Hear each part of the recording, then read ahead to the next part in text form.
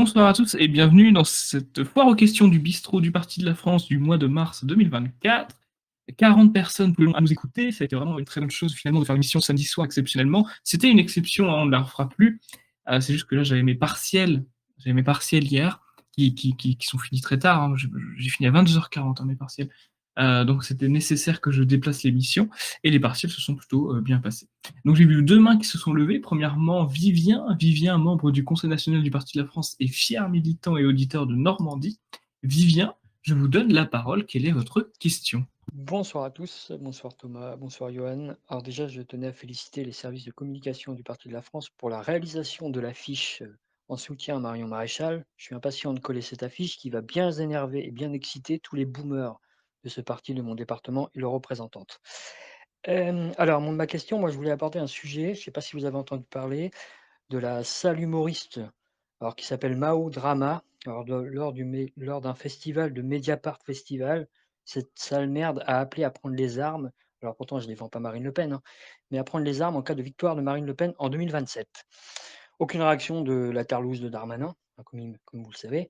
Alors moi j'ai dit, s'imaginer si c'était cette personne aurait été une personne de notre camp qui avait sorti une telle phrase. Donc je voulais avoir l'avis de vos invités sur ce sujet. Je ne sais pas s'ils sont au courant de ce qui s'est passé lors de ce festival, de cette prise de parole de cette folle, tout simplement. Voilà. Oui, j'ai vu ça aujourd'hui.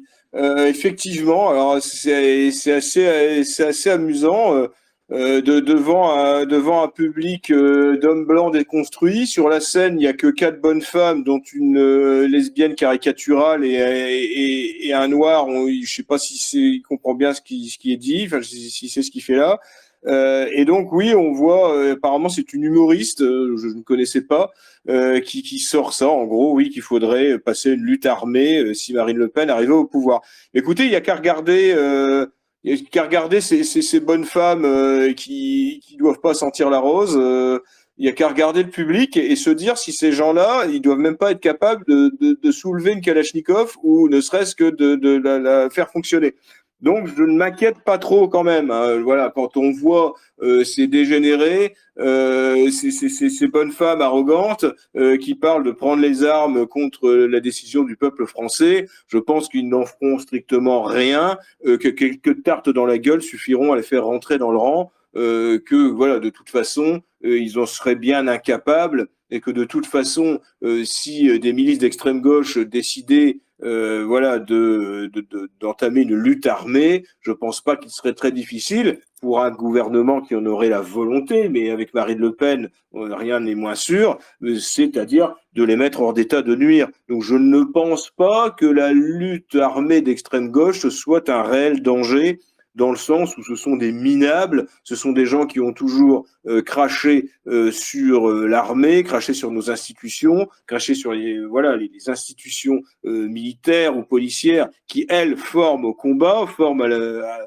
manipulation des armes, à l'utilisation des armes. Eh bien, je pense qu'ils seraient balayés très facilement balayés. C'est comme les racailles. Pierre-Nicolas Nupes le rappelle à chaque fois. Les racailles ne savent pas se servir de leurs armes. Il faut qu'ils tirent des dizaines et des dizaines de munitions pour arriver à blesser ou miraculeusement à tuer quelqu'un ou à bout portant. C'est parce que le fait qui ne peuvent pas utiliser leurs armes, s'entraîner avec leurs armes, c'est quand même assez compliqué. Eh bien, en fait, ils ne savent pas s'en servir. Ils ont des armes de guerre, ils ont des armes puissantes, mais ils ne savent pas s'en servir autrement qu'en tirant à bout portant. Voilà, c'est pas des gens qui vont dans les clubs de tir, et donc il y a un avantage tout de même par rapport à nos forces de l'ordre ou par rapport aux gens qui vont dans les clubs de tir, qui sont majoritairement des Français de souche.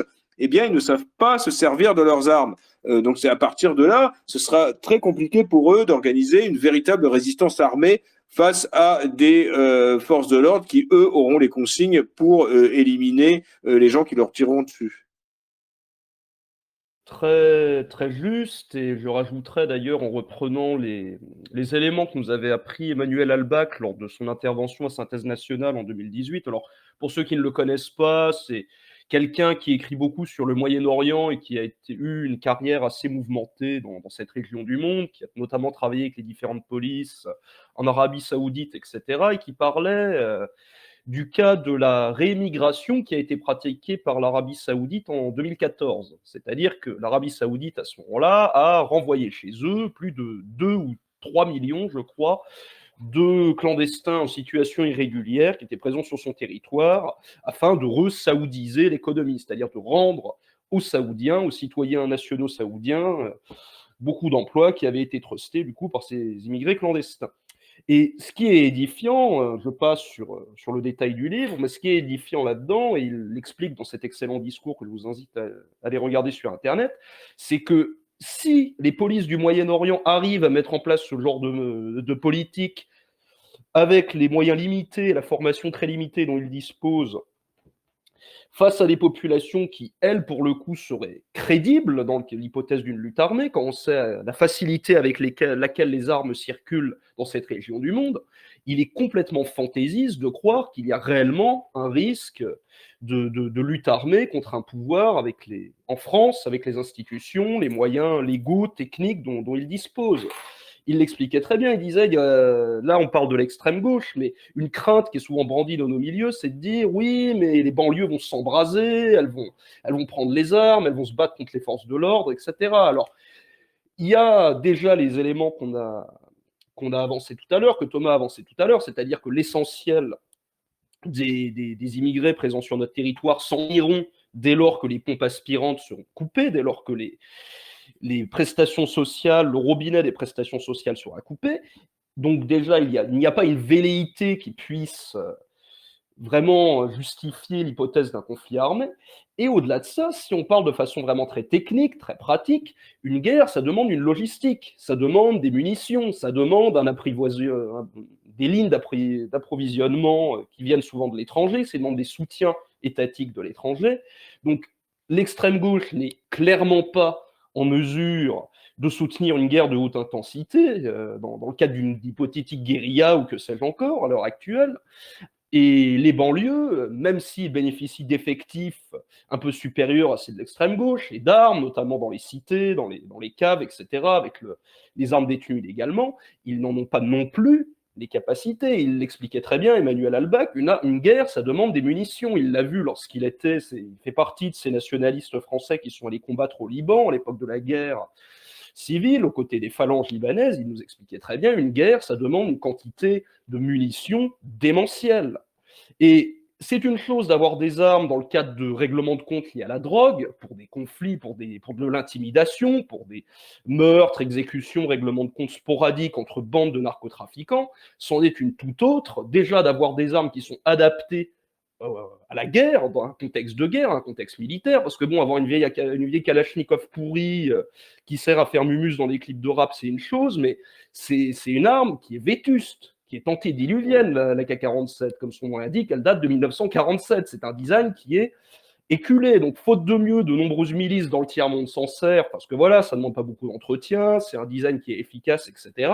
Donc déjà, d'une part, il faut savoir s'en servir correctement, c'est-à-dire ne pas mitrailler à tout va et gaspiller toutes ses munitions, et ça demande une formation. Donc, il n'y a réellement pas d'indicateurs qui permettent de croire que les banlieues, que les masses d'immigrés présentes sur notre territoire sont en mesure de soutenir un conflit civil à haut niveau ou de mener des actions de guérilla sur le long terme face à un État qui aurait pris la décision de leur opposer des fins de non-recevoir.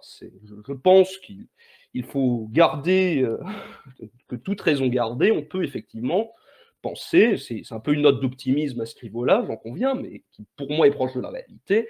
Il ne faut pas sombrer dans une psychose qui consisterait réellement à penser qu'on est face à des gens qui sont en mesure de se battre, qui seraient capables de faire le poids face à un État qui déciderait de s'opposer à eux.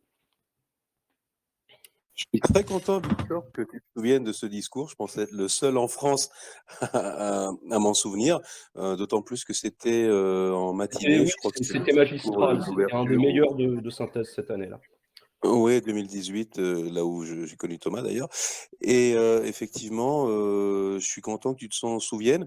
C'était, ça tombait vraiment sous le sens et on sentait vraiment le côté très pragmatique, très terrain. Vous voyez, ça s'écartait un peu de l'idéologie. Moi, le seul reproche que j'avais fait à l'intervenant, c'est que lorsqu'il comparait la volonté politique et l'efficacité d'expulsion de masse du gouvernement d'Arabie Saoudite, moi j'avais juste pensé à voix haute. Oui, par contre en Arabie Saoudite, je pense pas qu'il y ait des associations de gauchistes pour se jeter sous les roues des avions ou des trains pour empêcher les expulsions légales. Mais bon, sur le discours, il avait tout à fait raison sur la question de la volonté politique et de la faisabilité de la chose. Merci, messieurs. Merci beaucoup, Vivien, également pour votre question. Je laisse maintenant la parole à Bardamuka. Bardamuka, fidèle auditeur et adhérent du Parti de la France aux États-Unis.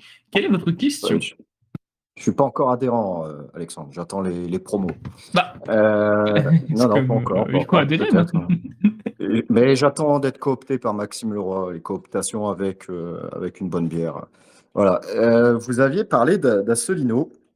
Et je me souviens, alors c'était pendant le Covid, Asselineau avait invectivé Vincent Vauquelin. Et je me souviens de ce qu'avait dit Vauquelin à son sujet. Il lui avait rétorqué que quand on était un fonctionnaire de la haute fonction publique grassement payé, on pouvait se permettre d'être dissident et de hurler Frexit parce qu'il risquait pas grand-chose. Et il avait fichtrement raison. Néanmoins, une fois, Asselineau avait soumis une idée très très intéressante. Il avait fait des gros sous-entendus, non, même pas, il avait été explicite concernant la possible ingestion de cocaïne par Macron. Et il avait soumis une idée très intéressante. Pour lui, chaque groupe parlementaire, donc il faudrait une loi où chaque groupe parlementaire devrait mandater un médecin indépendant en charge de faire une visite médicale, un check-up complet du président de la République, y compris la détection de substances psychotropes. Parce que bon, il venait sur le sujet de Mitterrand, son cancer et tout le tralala. Donc j'avais trouvé ça pas mal de la part d'Asselineau. Maintenant, son aspect monomaniaque du Frexit, on sait ce qu'on en pense. Alors, moi, j'ai une question pour vous tous. C'était une question que je voulais poser à Thomas dans la session. Thomas Joly répond à vos questions. J'avais oublié de la poser. Bah, vous êtes là, c'est l'occasion à ce que tout le monde puisse y répondre. Je reviens sur les JO et j'entends des voix donc intéressantes, en l'occurrence celle d'Alain Bauer, qui parlait donc de cette parade d'ouverture qu'il trouvait criminelle. Je voulais savoir qu'est-ce que vous pensiez tout simplement d'Alain Bauer et de ses analyses, y compris celle d'une voix qu'on entend de plus en plus, qui n'est pas inaudible non plus, c'est celle de Thibault de Montbrial. Voilà, je voulais avoir votre avis sur ces deux personnages. Voilà, merci bien, bonne soirée. Oui, alors ils disent beaucoup de choses intéressantes, effectivement. En fait, ils constatent des évidences, mais sans jamais apporter, on va dire, jamais ne serait-ce que comment amorcer le début d'une solution, si on peut dire.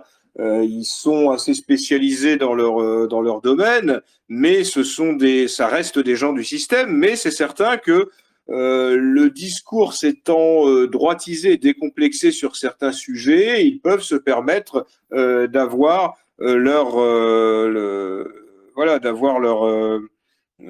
un avis, on va dire, plus réaliste et plus poussé, en particulier sur les questions de sécurité, sur les questions de terrorisme. Et c'est vrai que c'est assez intéressant de les écouter. Alain Bauer était beaucoup plus politisé avant.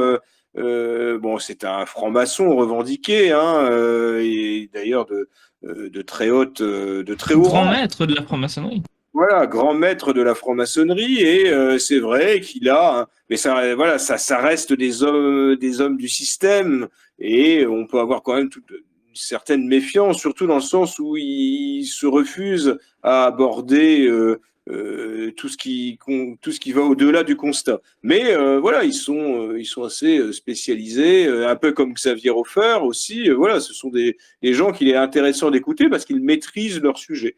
En revanche, voilà, ils peuvent servir, on va dire, de référence pour justement avoir un avis politique sur différentes questions qui aboutissent à ce qu'ils peuvent décrire. Mais c'est vrai que là, Alain Bauer fustige la sécurisation des Jeux Olympiques, mais on s'y attendait. Disons que c'est surtout le contexte. Le contexte, c'est que dans un pays dans un pays envahi, dans une zone qu'est l'Île-de-France, qu'est en particulier la Seine-Saint-Denis, C'est évident que ça pose un réel problème. Et pourquoi ça pose problème? Parce que la Seine-Saint-Denis est un État officieux narcotrafiquant où le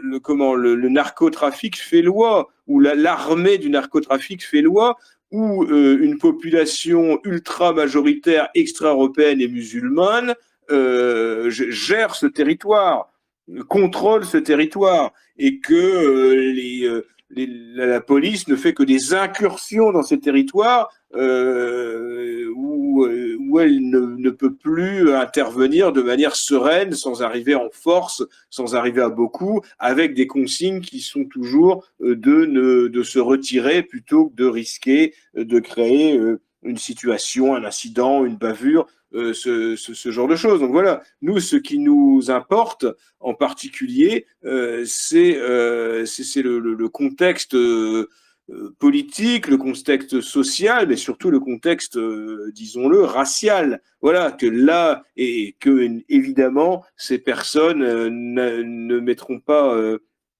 ne vont pas parler de cela sur les plateaux télé, puisque évidemment ça leur couperait l'accès au plateau télé. Et je pense qu'il faut justement se décomplexer sur ces sujets et que dire que systématiquement le vivre ensemble avec des extra-européens est cause de nombreux problèmes et met en danger la population de souche. Voilà, nous ne sommes pas faits pour vivre avec des Noirs et des Arabes. Il faut le dire, il faut le marteler. Nous ne voulons pas vivre avec eux.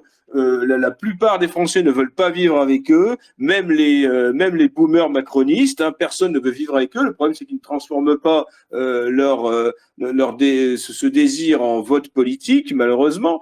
Il faut le marteler. Voilà, nous ne voulons pas vivre avec ces gens-là. On nous a jamais demandé notre avis de vivre avec ces gens-là.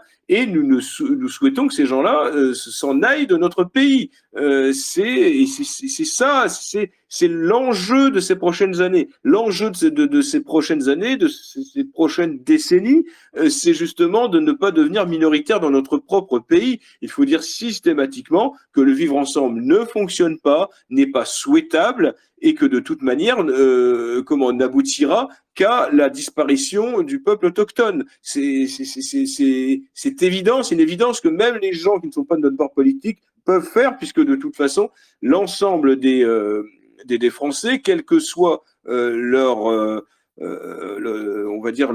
obédience politique, ne souhaitent pas vivre au milieu du cosmopolitisme, très très très peu, hein, voilà, ceux atteints de cette maladie mentale qui est le gauchisme, certains oui se complaisent dans une sorte d'invasion, mais la plupart refusent de vivre, s'ils en ont les moyens. Ils ne vivent évidemment pas auprès des populations qui veulent imposer à tous. Donc c'est important d'avoir des gens qui font des constats, mais c'est encore plus important d'avoir des gens qui proposent des solutions. J'ajouterais que si ces gens, effectivement, ont la qualité de proposer des constats, un certain discours d'expertise technique sur certains sujets, de par la légitimité qu'ils ont en raison de leur profil, de leur parcours, de leur carrière, etc., ils passent, comme l'a dit Thomas, systématiquement à côté de l'essentiel. C'est que typiquement Alain Bauer, quand on l'écoute parler, on a l'impression que le problème de l'insécurité en France, c'est uniquement une affaire d'organisation des forces de police. Alors, il y a effectivement une nécessité de laisser une plus grande autonomie à la police, qu'elle puisse effectuer correctement ses missions, mais c'est pas à cause du gauchisme que la criminalité a explosé et que la Seine-Saint-Denis est en train de devenir un territoire étranger. C'est pas à cause du gauchisme, c'est à cause de l'immigration. C'est pas parce que la police est muselée, c'est pas la seule raison pour laquelle il y a une perte de contrôle de l'État sur ces territoires. C'est qu'il y a un phénomène qui précède ça, qui est antérieur à ça, et qui est la raison essentielle de ça, c'est la déferlante migratoire. De la même manière, Thibault de Montbrial, ce qui avait été intéressant, c'était sa défense du concept du port d'armes, de la légitime défense. Il avait notamment défendu le bijoutier de Nice lors de l'affaire éponyme qui avait tué un de ses braqueurs.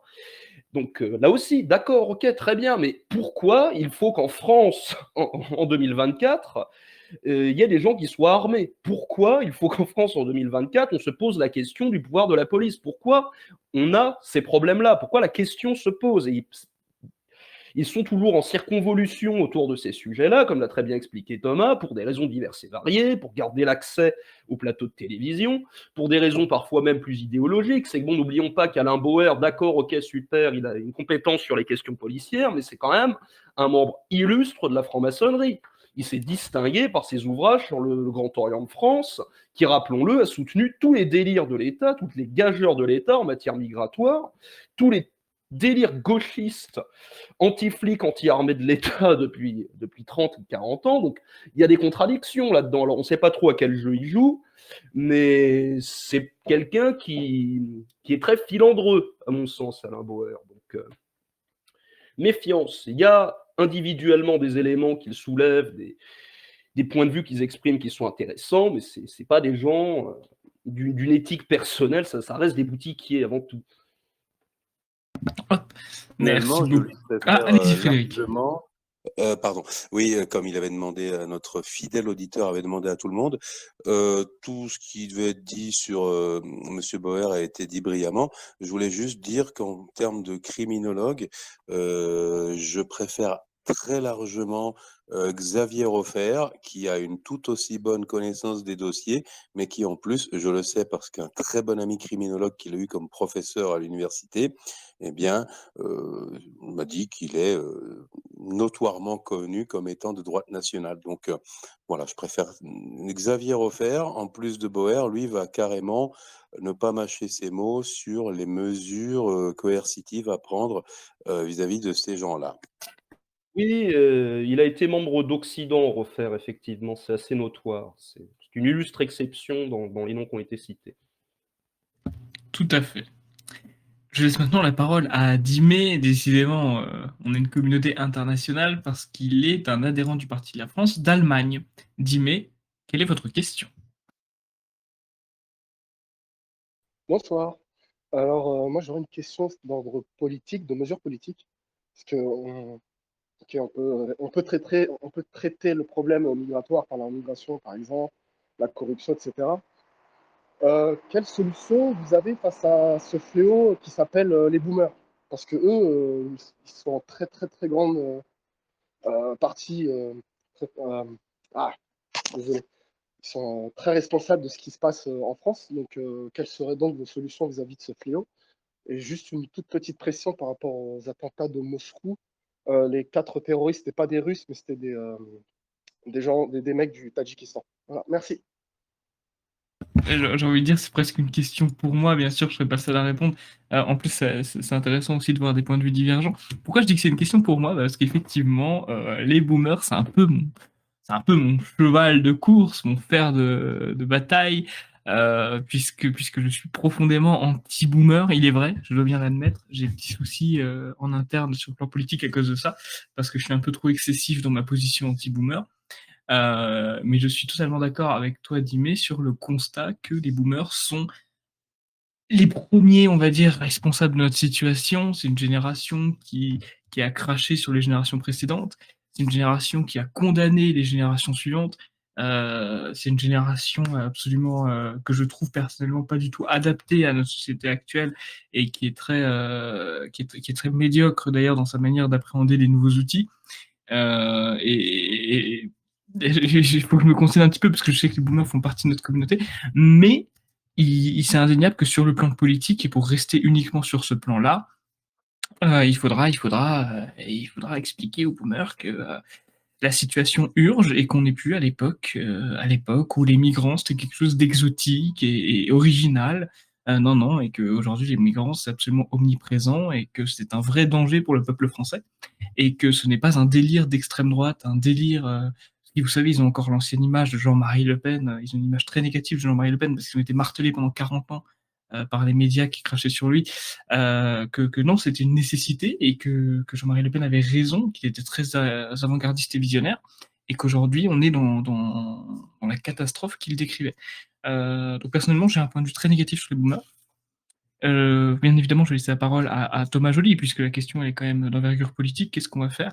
contre eux.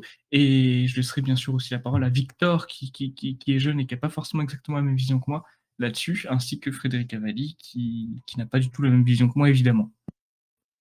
Mais Alors, qui croise Eh bien, je laisse la parole à mes camarades Victor et Frédéric. Je me suis déjà exprimé de nombreuses fois sur les boomers, que ce soit par vidéo ou ici, donc je pense que ce serait bien d'avoir leur avis.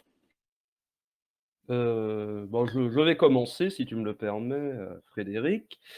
bien. Bon, effectivement, il y a des soucis avec cette génération pour les nombreuses questions pour les nombreuses raisons qu'a énoncé Alexandre. C'est que oui, il y a déjà une déconnexion par rapport à la réalité du quotidien des générations qui les ont suivis pour beaucoup de choses. C'est des gens qui ont bénéficié d'un cadre de vie quand même très confortable. Ils ont pu acheter de l'immobilier à une époque où c'était à des prix avantageux et dans des zones qui sont devenues hors de prix par la suite. Ils ont pour beaucoup pu ensuite considérablement augmenter leur capital en spéculant sur la hausse des prix, notamment, je pense notamment à la région parisienne et à la plupart des grandes villes en réalité. Maintenant, si on parle politiquement, bon, on ne reviendra pas là-dessus, hein. Oui, ils ont fait beaucoup de mauvais choix, ils ont élu Mitterrand, ils ont été la génération anti-Le Pen par excellence pendant un certain temps. Maintenant, je tiens néanmoins à nuancer un peu ce constat, c'est qu'ils ont aussi, pour beaucoup, fait partie des militants de la première heure du Front National. Il y en avait beaucoup, je parle bien des boomers, hein, donc vraiment la génération entre 45 et 60, grosso modo.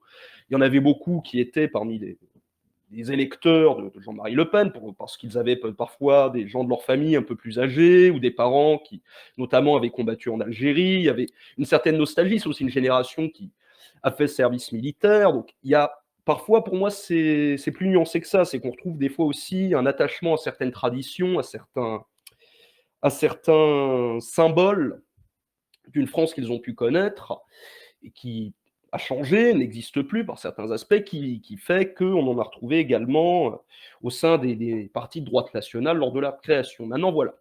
Vous me direz, c'est des exceptions, c'est pas forcément représentatif de cette génération qui, dans sa grande majorité, a fait de mauvais choix politiquement.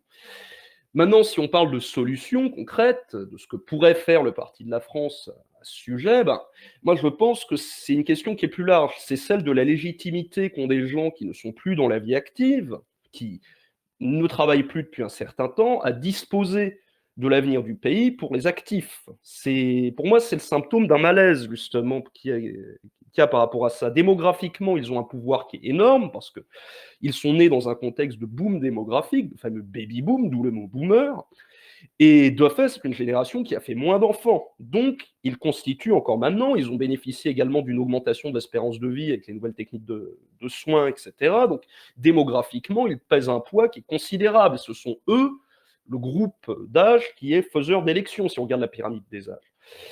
Outre l'aspect politique, ils nous coûtent très cher avec la question des retraites par répartition, qui, bon, était un système qui était conçu à la base dans l'idée que dans une époque qui a été pensée à une époque où les gens ne vivaient pas si vieux que ça, en général, ils ne restaient pas à la retraite pendant 20 ou 30 ans, mais durant quelques années après leur fin d'activité, et où surtout il y avait une population jeune, constante, maintenue, qui constituait le gros des forces vives du pays et qui était en mesure de financer ce système de retraite, ce qui maintenant est remis un petit peu en perspective quand on voit ce qu'il en est de la pyramide des âges. Concernant donc pour en revenir aux mesures que pourrait prendre le Parti de la France, je pense que voilà, il y a la nécessité d'un moratoire en fait sur la légitimité à voter qu'ont certaines catégories sociales, que peuvent avoir les actifs, les retraités. Maintenant, ça va toucher, à mon sens, pas forcément les gens qui ont dépassé un certain âge. Par exemple, on critique les retraités pour leur déconnexion vis-à-vis des préoccupations du quotidien des Français, parce que de fait, ils l'ont, parce que de fait, voilà, les baby-boomers sont relativement déconnectés de ça, ils invoquent souvent des valeurs autour du vivre ensemble, etc., qui sont complètement hors sol aujourd'hui. Maintenant, on peut aussi voir que c'est le cas chez des catégories qualifierait volontiers un peu de parasitaires, qui sont parfois un peu moins âgés. Donc il y a peut-être la question, de façon générale, il y a des décisions de justice qui privent des fois des individus de leur droit civique, de leur droit de vote notamment. Je pense notamment à certains criminels condamnés, même si malheureusement c'est de moins en moins le cas aujourd'hui, vu qu'on voit que les prisons votent et bien souvent pour Mélenchon. C'est peut-être au sein d'un débat plus global qu'on pourrait replacer la question effectivement des baby boomers et dire voilà, dans certains cas, lorsque vous n'êtes pas un actif, lorsque vous ne contribuez pas par votre travail à la société, mais que vous vivez de la société, il est envisageable qu'on vous retire le droit de vote, qu'on repasse à une certaine sélection, qu'on fasse le tri entre les citoyens qui sont légitimes à donner un avis sur l'avenir du pays parce qu'ils sont directement concernés et ceux qui ne le sont moins. Donc, à mon sens, je n'ai pas d'avis définitif sur cette question, mais à mon sens, ça pourrait intervenir dans un débat là-dessus, sur la question du corps électoral et de qui est légitime à faire partie de ce corps électoral. Droit de vote uniquement entre 25 ans et 35 ans. Non, je plaisante bien évidemment. Et Frédéric, je vous laisse la parole.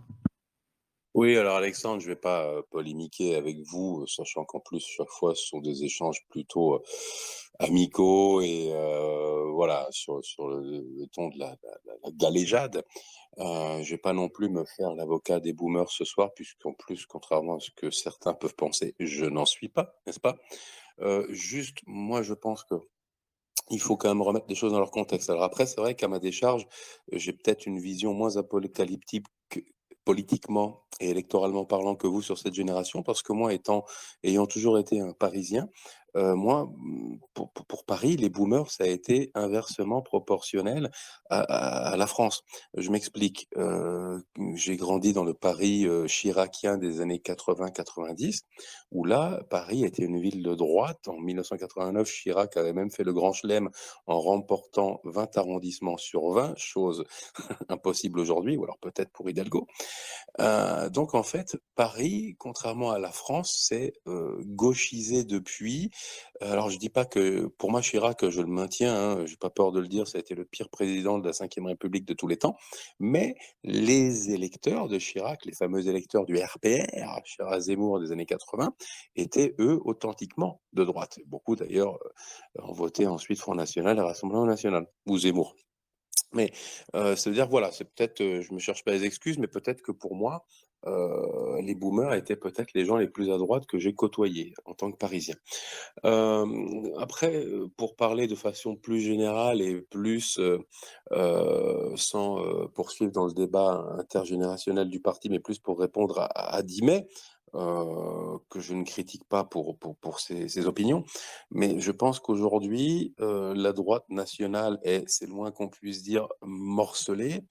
Et je pense qu'elle a besoin de tout aujourd'hui pour être réunie. Elle a besoin de tout, sauf d'en plus des querelles de chapelle entre les antisionistes et les islamophobes, enfin les pro-palestiniens, les pro-israéliens, les pro-ukrainiens, les pro-russes, les pro-policiers, les pro-gogol à cab 88, comme dirait Thomas Joly.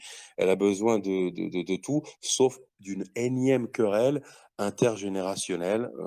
Voilà, et n'oublions pas que, et ça c'est de la pure arithmétique, il y a beaucoup plus de blancs européens susceptibles de rejeter l'immigration chez les boomers que chez ta génération, et je suppose celle de Dimet, Alexandre, pour de simples raisons démographiques, puisqu'évidemment, nous sommes en train d'être submergés. Voilà, donc c'était intéressant d'exposer nos différents points de vue effectivement sur la question des boomers. Je finirai sur une pointe d'humour noir en disant que le Covid n'a pas eu les promesses, n'a pas respecté ses promesses comme tous les politiques. Comme le sida. Comme le sida avec une autre catégorie, effectivement. Donc plus que 2 questions, je pense. Après, nous irons nous coucher. Donc plus que 2 questions. La prochaine sera posée par Rémigration. J'aime beaucoup le jeu de mots. Vous voyez, je suis pas anti-boomer totalement. J'apprécie certains jeux de mots. Rémigration, je vous donne la parole. Vous pouvez la prendre en appuyant sur le petit bouton bleu au milieu de votre écran. Entre le bouton vidéo et le bouton quitter, normalement, vous avez un bouton bleu. Voilà, parfait. Merci. Bonjour. Est-ce qu'à tout hasard, vous connaîtriez la date du procès d'Asselineau pour ces histoires de harcèlement? Je la connais pas. Est-ce que quelqu'un parmi les invités la connaît? Et c'est la question la plus courte qu'on ait eue à traiter. Oui, non, mais J'ai vu. oui, Asselineau, effectivement, il est poursuivi pour avoir harcelé et s'être frotté comme un gros goré en rut contre des assistants, je crois, il me semble. Enfin, c'est une histoire absolument sordide d'homosexuels libidineux. Enfin bon, voilà. Mais oui, non, je ne sais pas quand est-ce que ça doit avoir lieu, mais voilà, le truc bien dégueulasse, bien sordide, où là, on apprend qu'Asselineau espèce de Vera dégueulasse, palucher et harceler de jeunes assistants. Oui, absolument. Bah écoutez, non, je vais me censurer pour des questions légales. C'est la question la plus rapide à traiter depuis l'histoire, depuis l'histoire de la première partie de la France. Mais cette question, c'est intéressant. Marc Casanova laisse, comment je pourrais dire, lève la main également. Marc Casanova, vous avez la parole. Je vous remercie. Bonsoir à tous. Ma question va être très courte. Le chanteur Michel Sardou a tiré sa révérence cette semaine. Sa carrière de chanteur a pris fin. J'aurais souhaité savoir ce que vos invités pensent de ce chanteur aux chansons semble-t-il engagées. Merci. Je laisse la parole à celui qui voudra répondre sur ce chanteur. Bon, je ne suis pas un grand adepte de la variété française et encore moins de Michel Sardou, même si ça fait partie de notre patrimoine et de notre culture. Je connais un petit peu, donc je ne vais pas me prononcer de façon extensive, n'étant pas spécialement mélomane, sur son style musical. En revanche, le personnage est intéressant parce que voilà, il y a ce côté droitard un peu décomplexé sur la fin de sa vie. Lui, pour le coup, un boomer, et pour le coup, c'est ce qui est plutôt intéressant et vient nuancer ce qu'on en disait tout à l'heure. Et oui, on pense à quelques titres qui ont particulièrement bien vieilli. Je pense par exemple au Temps béni des colonies, qui, bon, malheureusement, apparaît souvent comme une musique de fond assez cohérente avec ce qu'on observe dans le centre-ville de la plupart des grandes villes françaises.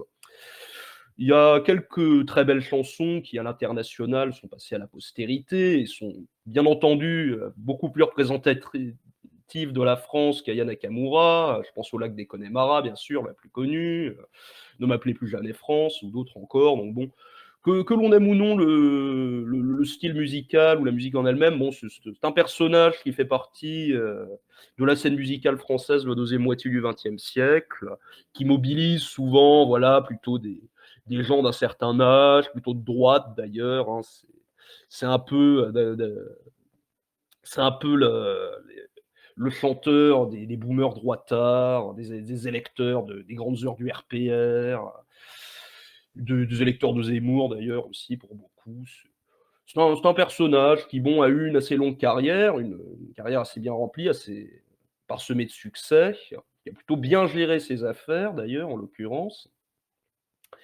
Mais oui, qu'on retiendra aussi pour effectivement des prises de position à l'encontre de la bien-pensance, à l'encontre du politiquement correct, qui sont relativement appréciables. Effectivement, et Michel Sardou, j'ai entendu parler de lui récemment. Alors, je connais pas spécialement, sa musique, hein, je dois l'admettre. Mais genre, on lui avait posé la question de qu'est-ce que vous pensez sur le fait qu'Aya Nakamura représente fasse l'ouverture des JO. Et il a juste répondu c'est qui Aya Nakamura, de manière un peu, je pense, ironique. Voilà, moi je trouve ça amusant. Vous connaissez forcément Frédéric Cavalli, Michel Sardou.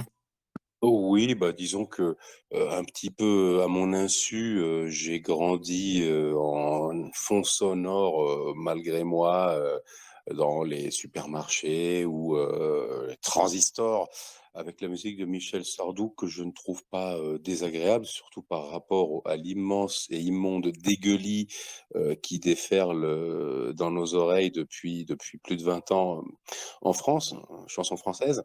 Moi, Michel Sardou, je ferai un petit parallèle avec Berlusconi pour dire que, il n'est pas du tout de mon bord politique, c'est le moins qu'on puisse dire, c'est plutôt un centripotent, mais un peu au même titre que Berlusconi, avec ses prises de position je vais pas dire populiste, mais un petit peu de bistrot, quoi. En gros, les titres de ses chansons, c'est des trucs qu'il aurait très bien pu écouter dans une conversation de bistrot et dire tiens, ah ouais, je vais faire une chanson. Ils ont vendu le bateau France, ils ont fait une chanson sur ci, une chanson sur ça. Voilà, c'est un petit peu comme ça, à mon avis, qui devait raisonner. Hein. Faut pas, ça n'a jamais été le philosophe du siècle. Et en fait, voilà, il n'est pas forcément de mon bord politique. Mais ce que j'aime bien avec lui, enfin finalement ce qui me plaît le plus avec lui, au même titre que Berlusconi, c'est ses ennemis. Et en fait, par ses prises de position, à mon avis, plus beauf que populiste, il a passé les 20-30 dernières années à faire enrager les gauchistes. Et rien que pour ça, il mérite notre sympathie. Voilà, voilà, donc Michel Sardou, malgré lui, bah, je l'aime bien, voilà, malgré lui. Ok, bah entendu, c'est intéressant.